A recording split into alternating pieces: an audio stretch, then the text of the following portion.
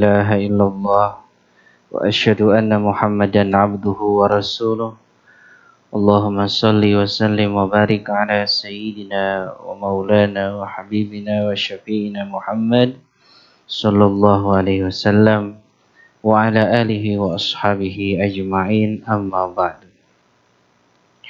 Alhamdulillah, puji syukur kita haturkan kepada Allah Subhanahu wa taala yang telah memberikan nikmat taufik hidayahnya sehingga kita bisa hadir di siang hari ini. Yang saya hormati, saya ta'zimi para pejabat, para pelaksana, teman-teman di Bea Cukai Cikarang. Alhamdulillah, beberapa hari yang lalu kita sudah mendengar bahwa jamaah haji Indonesia sudah mulai diberangkatkan ya. Ada yang dapat berangkat dari Bea Cukai Cikarang? Belum. Kalau tidak salah Pak Catur itu berangkat tahun ini ya.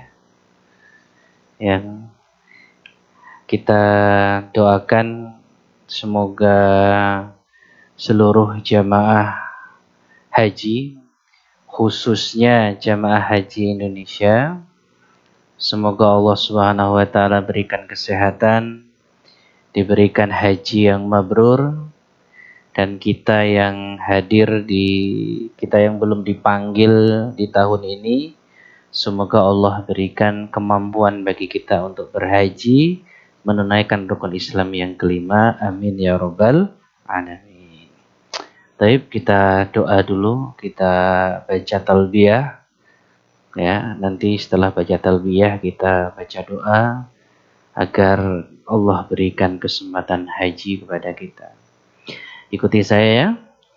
Labbaik Allahumma labbaik. Labbaik la syarika laka labbaik. Innal hamda wan ni'mata laka wal mulk la syarika lak. Labbaik Allahumma labbaik.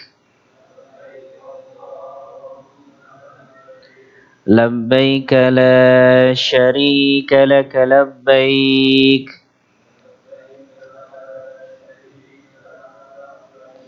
Innal hamda wan ni'mata laka wal mulk la syarika lak. Ikuti doa saya. Allahumma rzuqna ziyarata Makkah wal Madinah wa ballighna ziyarata qabrin Nabi Muhammad sallallahu alaihi wasallam. Allahumma rzuqna hajjan mabrura wa sa'yan mashkura wa dhanban maghfura wa umratan maqbulatan wa tijaratan lan tabura. Ya Allah, Ya Rabbal Alamin. Semoga doa kita dijabah oleh Allah Subhanahu wa taala.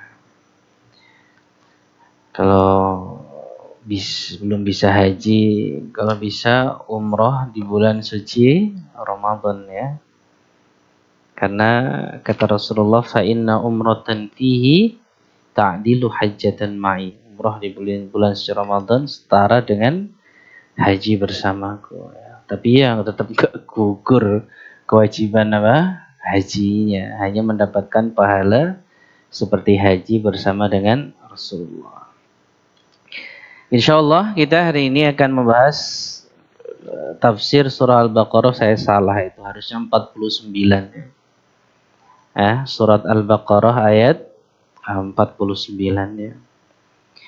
Allah Subhanahu wa taala berfirman, A'udzu billahi minasyaitonir rajim. Wa id najjaynakum min ali fir'auna yasumunakum. Ada yang mau baca enggak? Coba tolong dibaca dulu dong. MC dah atau siapa? Surat Al-Baqarah ayat 49 sama terjemahnya. Ada? Silakan.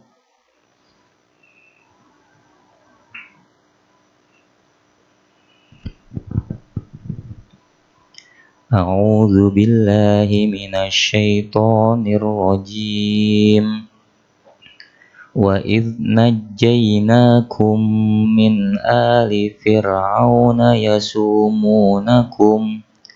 يسومونكم سوء العذاب يذبحون أبناءكم ويستحيون نساءكم وفي ذلكم بلاء من ربكم عظيم. Terjemahnya Mas. Dan ingatlah ketika kami menyelamatkan kamu dari Fir'aun dan pengikut-pengikut Fir'aun. Mereka menimpakan siksaan yang sangat berat kepadamu. Mereka menyembelih anak-anak laki-lakimu dan membiarkan hidup anak-anak perempuanmu. Dan pada yang demikian itu merupakan cobaan yang besar dari Tuhanmu. Allah Subhanahu wa taala berfirman, wa id najjaynakum. Wa dan id ketika najjayna kami selamatkan kalian. Ketika aku telah menyelamatkan kalian. Kalian ini siapa, Pak? Kalian ini siapa? Bani Israel. Diselamatkan dari apa? Min dari ali. Keluarganya atau pengikutnya Fir'aun. Jadi ketika Allah menyelamatkan kalian Bani Israel dari keluarganya Fir'aun, dari pengikut-pengikutnya Fir'aun. Perhatikan Pak ya, Fir'aun itu sebenarnya namanya bukan Fir'aun. Namanya siapa? Ada yang mengatakan Ramses, tapi Ramses itu sebagian ada yang mengatakan juga gelar ya. Jadi Fir'aun itu gelar, Ramses juga gelar. Ada beberapa riwayat yang mengatakan Fir'aun itu nama aslinya keluhnya yang lagi viral. Sinetron di Malaysia. Siapa? Masya Allah, keren banget orang kesini. Update semuanya kayaknya ini ya. Orang-orang medsos ini ya. Namanya Walid bin Mus'ab. Ya. Ngomongnya gimana? Walid ngomong gimana? Jadi Walid bin Mus'ab. Pertanyaannya, kenapa yang disebut di Quran bukan nama siapa tadi? Walid, tapi yang disebut siapa? Fir'aun. Kenapa Pak? Kenapa tidak disebut namanya, tapi disebut gelarnya? Karena yang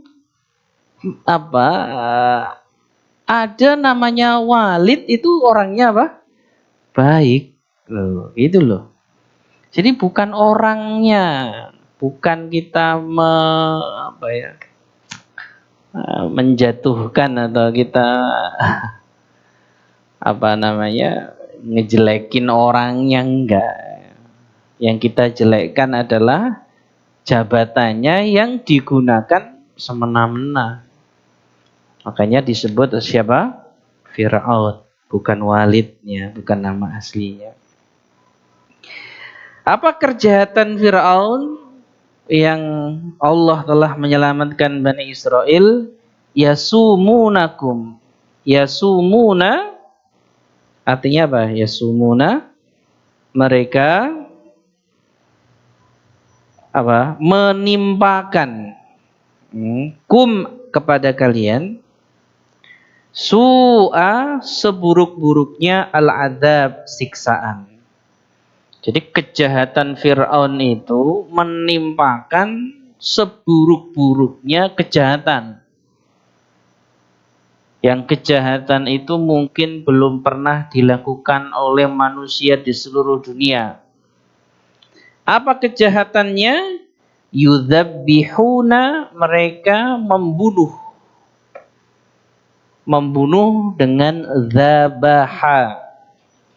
Apa Pak? Zabaha artinya zabaha apa? Menyembelih.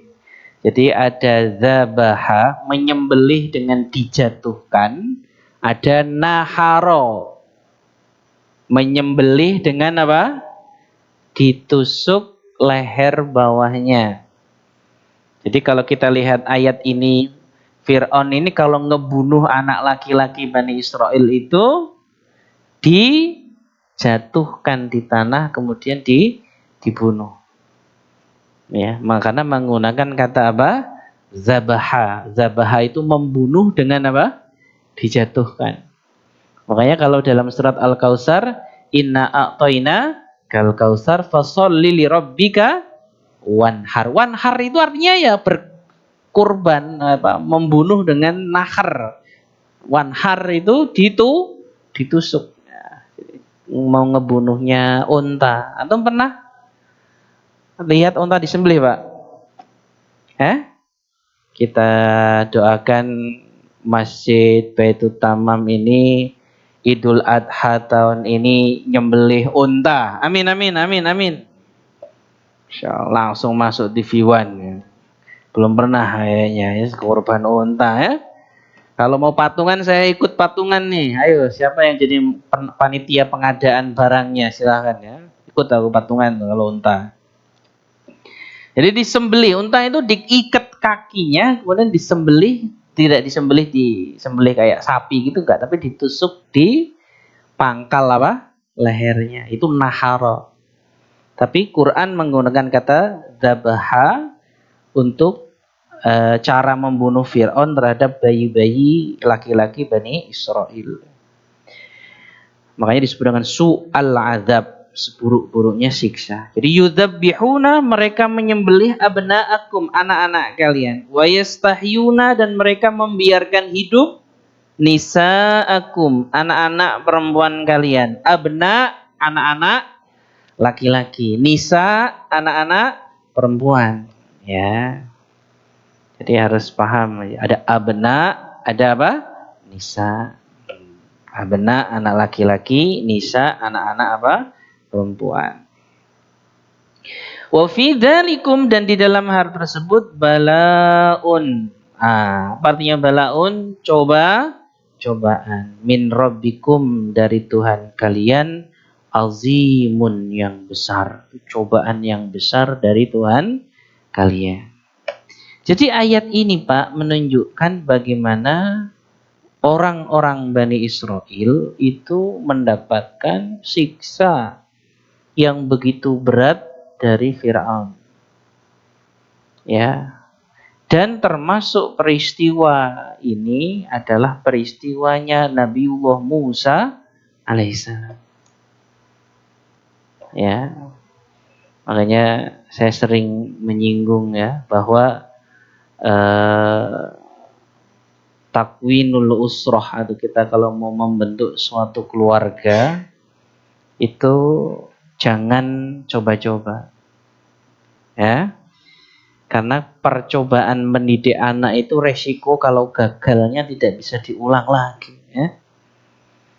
Sehingga kalau kita mau berhasil dalam tarbiyatul usrah, pendidikan keluarga, adalah mengambil keluarga yang sudah pasti sukses di dalam tarbiyahnya. Siapa keluarga yang sudah terlihat sudah terbukti sukses dalam tarbiyahnya? Yaitu keluarganya Nabiullah Musa alaihissalam. Ya. Apa kesuksesan keluarga Nabi Musa? Yang pertama, ketika ayat ini turun, ya, peristiwa disembelih itu turun. Ya, jadi di keluarga Nabi Musa itu Musa pas lahir, bayi laki-laki itu pas dia apa? Pas disembelihin. Gitu. Maka wa auhayna ila ummi Musa an ardi'i. Allah memberikan ilham kepada ibunya Nabi Musa agar Musa itu disusuin. Ya. Fa idza khifti alaihi fa'alqihi fil yam. Kemudian dikasih ilham kalau kamu takut keselamatannya Nabi Musa. Nabi Musa ini hanyutkan kemana? Ke sungai. Sungainya sungai Nil, Pak. Ya. Kemudian Allah mengatakan wala takhafi wala tahzani, jangan kamu takut, jangan kamu susah, kata Allah kepada ibunya Nabi Musa. Inna raduhu ilaiki wa ja'iluhu minal mursalin.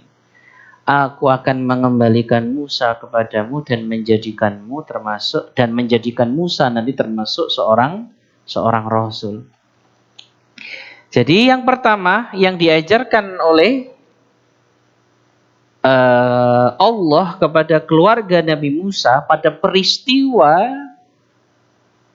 peristiwa anak-anak Bani Israel itu disembelih, gitu ya. Ini adalah pelajaran perintah percaya kepada Allah. Ya, ini berat banget nih. Suruh percaya sama Allah tuh berat banget. Ya. Apalagi perintahnya Masya Allah menghanyutkan seorang anak kemana? Ke sungai. Makanya kalau antum pengen anakmu sehebat Nabi Musa, gimana Pak?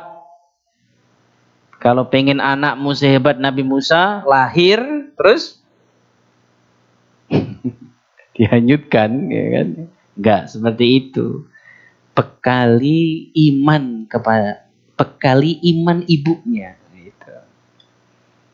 Ya, ini Masya Allah nih. Ibunya harus dibekali apa? Iman. Ya, makanya di dalam peristiwa pembunuhan bayi Bani Israel itu Allah menyelamatkan Nabi Musa dengan memerintahkan ibunya untuk menghanyutkan Musa ke sungai Nil dan dilakukan oleh ibunya Nabi Musa. Berat banget. Makanya ayat tentang ibunya Nabi Musa ini luar biasa. Nah, perhatikan Pak ya. Ada sedikit dialog saya dengan seorang psikolog tentang ayat dalam Quran masalah orang-orang hebat itu berhasil dengan pendidikan ibunya. Ini antum cocok nih yang LDR-an nih ya. Antum di Jakarta, istrimu di kampung ya. Banyak ini yang LDR-an, banyak orang bejuga biasanya ya. Nah, ini cocok nih, ayat ini cocok ya. Saya pernah dialog dengan psikolog masalah ini. Ya, kata psikolog, seorang anak yang ketika pendidikan di dalam masa pertumbuhan psikologinya seorang ayah tidak datang atau tidak hadir, tidak memberikan peran, maka anak itu berpotensi kekurangan kepercayaan diri dan lain-lain lah. Kemudian saya ngomong dengan psikolog itu. Ternyata kalau kita lihat Quran, faktanya tidak seperti itu, Pak. Kalau kita lihat Quran, Pak, banyak anak-anak yang tumbuh hebat dengan pendidikan yang diberikan hanya oleh ibunya. Siapa Pak? Contohnya anak yang tumbuh besar hebat tanpa kehadiran seorang ayahnya. Siapa Pak? Yang pertama siapa? Nabiullah Muhammad Sallallahu Alaihi Wasallam. Benar nggak? Nabi Muhammad Sallallahu Alaihi Wasallam lahir sudah nggak ada orang tuanya, ayahnya udah nggak ada. Mana ayatnya Pak? Ini tuh baca Quran nggak terlalu teliti ini. Ayatnya mana yang menunjukkan Nabi Muhammad lahir sudah ayahnya sudah meninggal? Ayatnya mana? Surat yang sering antum baca. Alam yajidka yatiman fa'awa. Aku mendapatimu termasuk anak yang yatim. Yatim itu berarti kehilangan apa? Ayahnya. Jadi ayahnya Nabi Muhammad meninggal ketika kecil. Tapi Nabi Muhammad jadi orang besar, sukses. Yang kedua, seorang anak yang tumbuh tanpa pendidikan, tanpa hadirnya seorang ayah adalah siapa? Nabi Isa. Masya Allah. Siapa bapaknya Nabi Isa? Gak ada. Nabi Isa lahir tanpa seorang ayah. Sukses nggak Nabi Isa? Sukses. Siapa yang mendidik Nabi Isa?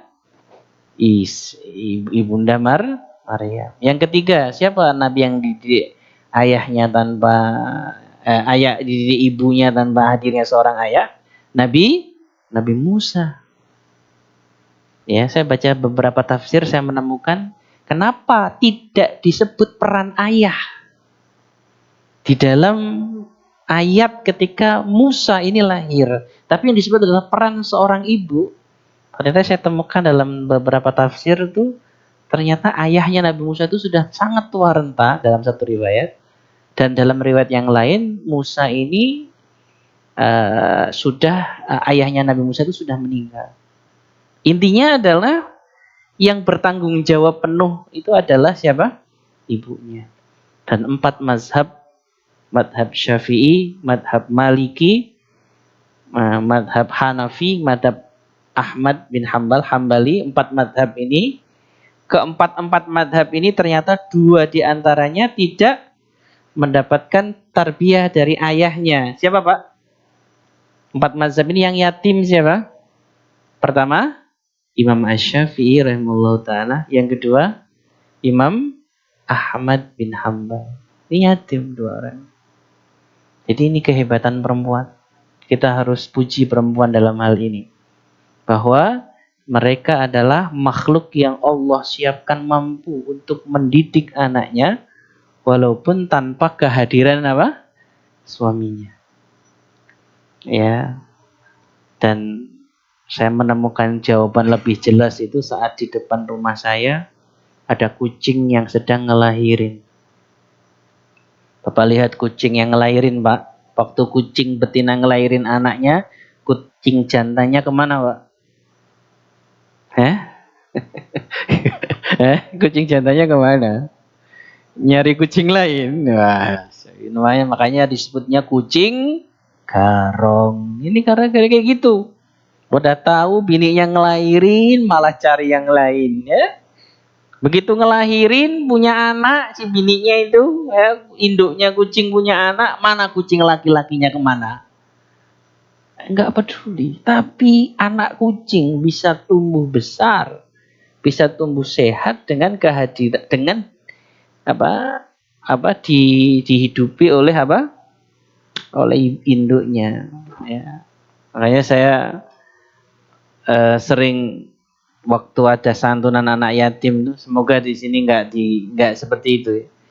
Kalau ada santunan anak yatim tuh biasanya yang dipilihin tuh yang meninggal bapaknya doang. Saya katakan tidak. Justru anak yatim yang kehilangan ibunya musibahnya jauh lebih besar daripada anak yatim yang kehilangan ayahnya. Ini ya, jadi salah satu peristiwa pembunuhan pembunuhan anak-anak di zaman Fir'aun itu yang Allah selamatkan adalah keluarganya Nabi Musa dengan keimanan kepada Allah Subhanahu wa taala. Makanya di dalam keluarga kita itu harus wujud iman ini, ya, bahwa insya Allah anak kita sukses, insya Allah anak kita bahagia, insya Allah anak kita bisa mengangkat derajat orang tua. Harus optimis, harus yakin dengan janji Allah Subhanahu wa taala. Kemudian yang kedua, sesuatu yang ada di dalam keluarganya Nabi Musa yang menjadikan keluarga ini selamat di tengah kekejaman Fir'aun, ya, kan kejam-kejamnya Fir'aun nih. Ya, faktor yang kedua yang menyelamatkan keluarganya Nabi Musa adalah jiwa ta'awun. Kalau bahasa antum itu korsa. Korsa itu apa, Pak? Amal jama'i dalam bahasa Arabnya. Saling tolong apa? Tolong menolong. Ya. Apa bukti apa bukti keluarganya Nabi Musa alaihissalam ini saling tolong menolong sehingga selamat keluarganya Nabi Musa pada waktu peristiwa yang sangat dahsyat, ya, cobaan yang sangat dahsyat dalam keluarga Fir'aun. Contohnya adalah ketika Nabi Musa alaihissalam dihanyutkan di sungai, diikuti ternyata bayi itu oleh saudari perempuannya. Ceritanya seperti itu, ya. Itu ada dalam surat Al-Qasas, tuh Anda bisa baca nanti, ya. Diikuti oleh saudari apa? Perempuan Nabi Musa. Begitu diikuti sama saudarinya, ternyata Nabi Musa itu masuk jadi dilempar ke mulut singa, masuk ke mulut harimau ceritanya. Kemana bayi Nabi Musa ini dihanyutkan? Masuknya kemana? Ke tempat kerajaannya siapa? Fir'aun. Masya Allah, ini skenario Allah itu. Ya, ditemukan oleh Asiyah, istrinya Fir'aun. Jadi Asiyah, istrinya Fir'aun, mengangkat anak ini. Fir'aun gak setuju.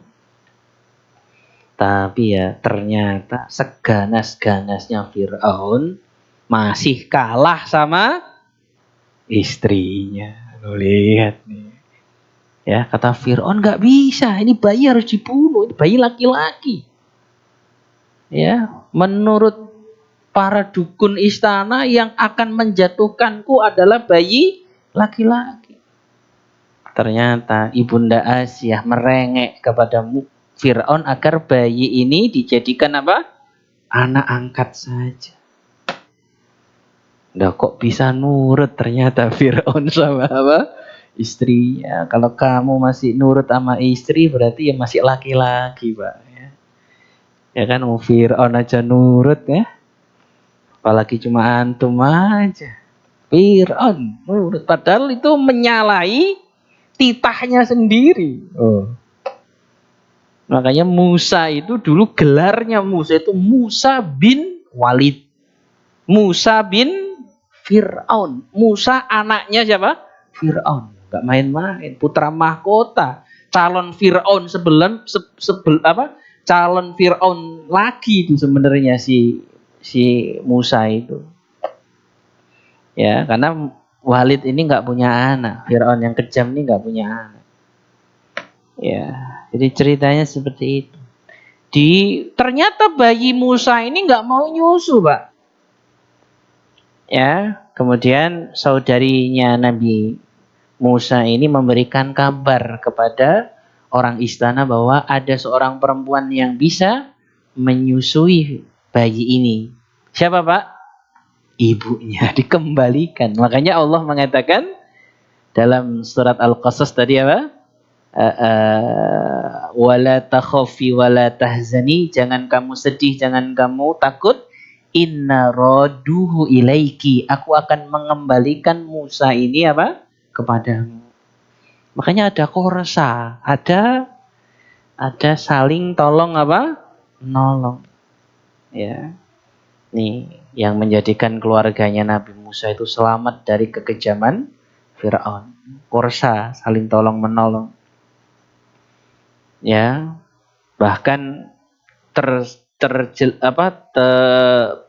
jelas banget tolong menolongnya ini ketika Nabi Musa diperintahkan oleh Allah untuk menemui Firaun. Ini jiwa korsanya Musa ini. Ya, antum kan nilai-nilai biaya cukai itu kan ada korsa kan? Ya, ini cocok nih kalau buat antum yang punya nilai-nilai korsa. Jadi Nabi Musa itu sangat berjiwa korsa.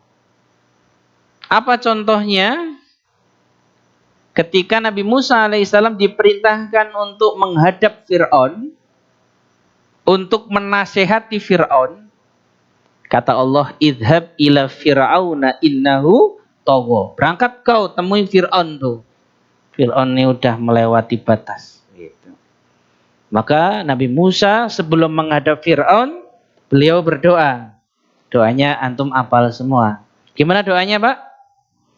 Rabbish rohli. Terus sadri wa yassirli amri wahlul uqdatam min lisani yafqahu qauli. Kanun titik itu koma sebenarnya. Ada lagi doanya. Apa doanya?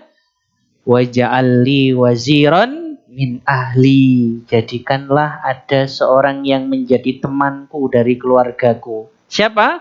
Haruna akhi. Nabi Harun yaitu saudaraku. Jadi ada orang jadi nabi jalur apa ini namanya, Pak? Apa, Pak? Jalur apa, Pak? Disodorkan gitu loh, Pak. Awan, jalur apa itu ya? Rekomendasi ya. Ini keren banget Nabi Musa. Jadi nabi itu semua dipilih oleh Allah, Pak. Ya, nabi itu dipilih sama Allah. Ini jadi nabi, ini jadi nabi, ini jadi nabi, ini jadi nabi. Ya, tapi ada nabi yang jalurnya bukan dipilih langsung oleh Allah, ya dipilih tentunya. Tapi ada wasilahnya rekomendasi. Keren banget. Siapa yang merekomendasikan Nabi Harun jadi nabi? Musa alaihissalam. Ya, jiwa korsanya luar biasa sampai saudaranya bisa jadi nabi gara-gara dia loh. Ya. Makanya Nabi Harun alaihissalam akhirnya Allah angkat jadi nabi untuk menemani Nabi Musa. Karena Nabi Musa itu kalau ngomong agak cadel. Siapa di sini yang cadel ya? Kayak yang Musa ya. Nabi Musa itu lidahnya cadel. Kenapa Musa lidahnya cadel? Karena waktu kecil disuruh Fir'aun milih antara roti dengan apa? Bara. Kata Fir'aun kepada Asia, ini anak kecil pinter nih. Enggak, dia bahaya nanti gedenya. Kata Asia, enggak. Terus diuji sama Fir'aun, ada roti, ada apa? Bara. Ternyata yang diambil apa? Bara. Kemudian dimasukkan ke mulutnya sehingga lidahnya itu cadel. Nabi Musa. Ya.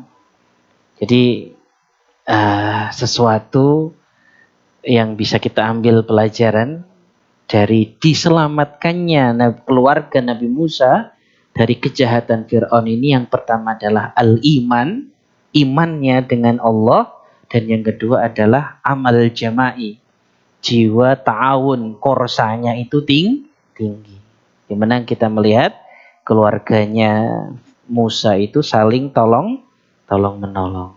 Ya, hanya insya Allah kalau di keluarga kita ada iman yang kuat, ada ta'awun, saling tolong menolong, tidak ada yang merasa lebih hebat. Ya, seorang suami menghargai kinerja istrinya, seorang istri menghargai pekerjaan suaminya, saling menghargai, tidak saling ingin menonjolkan diri, ya. Karena tidak bisa dibangun sesuatu kecuali dengan kerjasama yang baik. Insya Allah keluarga itu akan menjadi keluarga yang baik. Tapi mungkin itu yang bisa saya sampaikan dalam kajian pada siang hari ini. Semoga ada manfaatnya. Ya, kita ambil kisah Nabi Musa di dalam peristiwa diselamatkannya Nabi Musa dari kejahatan Fir'aun dengan dua wasilah.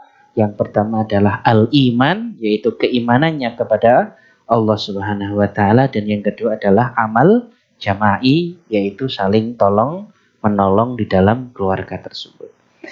Taib, cukup dari saya. Assalamualaikum warahmatullahi wabarakatuh. Waalaikumsalam warahmatullahi wabarakatuh. Alhamdulillahirrabbilalamin. Terima kasih Ustadz atas kajiannya. Pada saat ini kita persilahkan kepada bapak-bapak untuk bisa mengajukan pertanyaan kepada Ustadz. Silakan.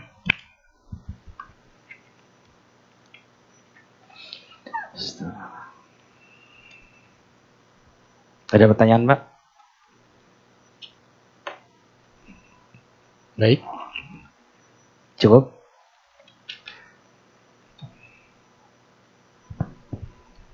Ustaz, izin Ustaz, Silakan. terkait kisah Nabi Musa tadi, boleh nggak dijadikan dalil buat nepotisme dalam kebaikan, Ustaz?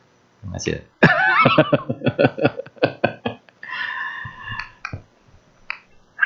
Nepotisme dalam kebaikan pernah dipraktekkan oleh Sayyidina Utsman bin Affan radhiyallahu anhu. Dan itu bertolak belakang dengan sikap Umar bin Khattab radhiyallahu anhu. Jadi ketika Sayyidina Umar bin Khattab radhiyallahu anhu itu berkuasa, tidak boleh ada keluarganya yang jadi penguasa. Ya. Sampai anaknya Abdullah ibnu Umar, itu semua tahu ya, Abdullah bin Umar itu orang luar biasa. Itu nggak boleh sama Umar dijadiin apa-apa, itu nggak boleh. Padahal memang orang luar biasa. Berbeda dengan Sayyidina Utsman bin Affan radhiyallahu anhu. Sayyidina Utsman bin Affan mengangkat seluruh keluarganya untuk menjadi pejabat di wilayahnya ketika dia berkuasa dengan alasan dan yang tadi, ketika dia mempercayakan itu kepada keluarganya, monitoringnya mungkin lebih mudah. Tetapi apakah boleh ini dijadikan tadi ya nepotisme dalam kebaikan? Kita lihat ininya dulu. Kita lihat konteksnya dulu. Apakah hal itu tidak bertabrakan dengan norma? Apakah hal itu tidak bertabrakan dengan fitnah gitu ya? Apakah hal itu memang diizinkan ya dalam hukum bermasyarakat? Menurut saya kalau diperbolehkan ya boleh-boleh saja. Ya, contoh kamu jadi ketua RT, ya kan? Kemudian anakmu kamu suruh jadi bendahara RT, istrimu jadi sekretaris RT, saumpama ya, jadi saumpama. Tapi seluruh masyarakat tidak ada yang mempermasalahkan hal itu.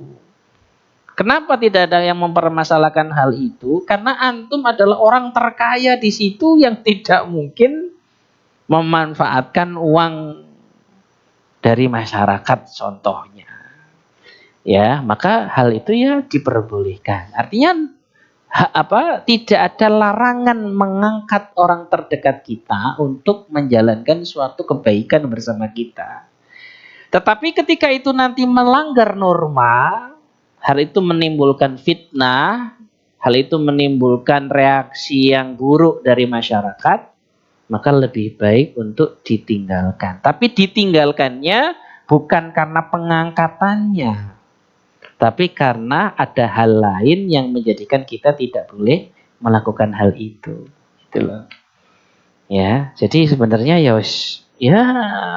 sah-sah saja secara hukum itu ya sah-sah saja. Tapi tadi harus tidak boleh bertentangan dengan kebiasaan masyarakat gitu aja ya. Tapi kalau antum nanya hukumnya boleh Ustaz? Boleh. Kalau nanya hukum ya. Ya. Kalau nanya hukum boleh saja. Kayaknya pengen niat Pak, nepotisme dalam kebaikan. Baik. Baik. Baik, terima kasih Ustadz. Ya. Mungkin ada pertanyaan lain lagi?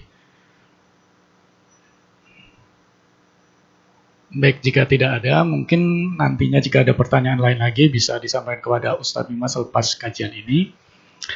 Saya ucapkan terima kasih sekali lagi kepada Ustadz Bima dan kepada bapak-bapak sekalian yang telah hadir pada acara kajian ibadah duhur pada siang hari ini. Saya selaku MC izin undur diri dan memohon maaf jika terdapat hal yang kurang berkenan dalam membawakan acara kajian siang hari ini. Mari kita tutup dengan doa kifarah majelis bersama-sama. Subhanallahumma wa bihamdika asyhadu an la ilaha illa anta asyhadu wa atubu ilaik. Assalamualaikum warahmatullahi wabarakatuh. Waalaikumsalam.